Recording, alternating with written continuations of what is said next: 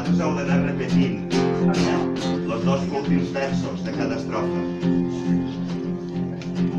Quan la gent vivia al camp no parava de cantar, tant si havia de pregar, de xalar o de treballar. Tant si havia de pregar, de xalar o de treballar.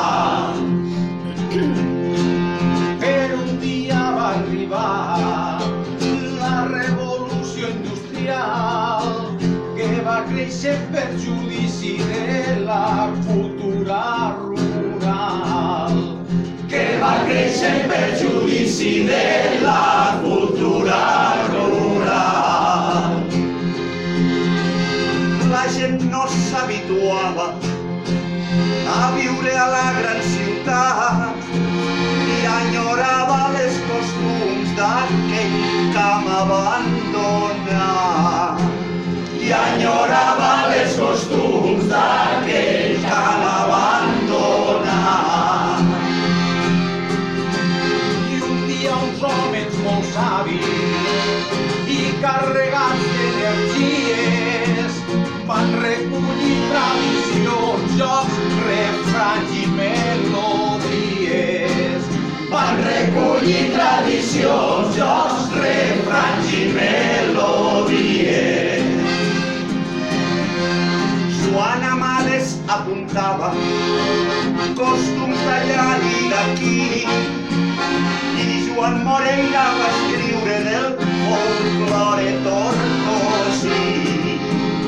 I Joan Moreira va escriure del folklore tortosí.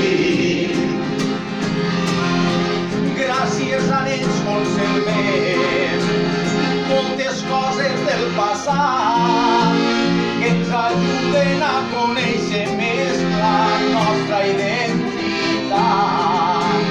Que ens ajuden a conèixer més la nostra identitat. I d'ells hem pogut aprendre a escoltar la gent més gran, perquè saben moltes coses necessàries i importants. Perquè saben moltes coses necessàries i importants. De cançons improvisades i de versos fets a mida n'ha sortit un bon tractat per aprendre de la vida. N'ha sortit un bon tractat per aprendre de la vida.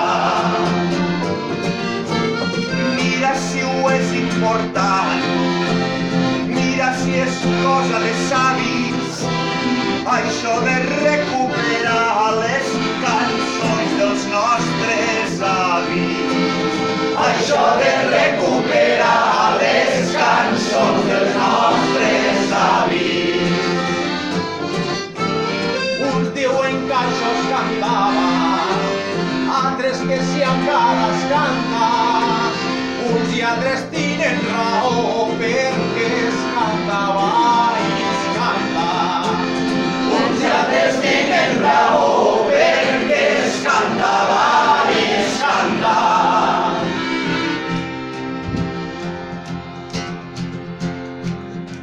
I aquestes coses del folklore alguns les han oblidat, perquè ja no els interessa que es digui la veritat. Perquè ja no els interessa que es digui la veritat.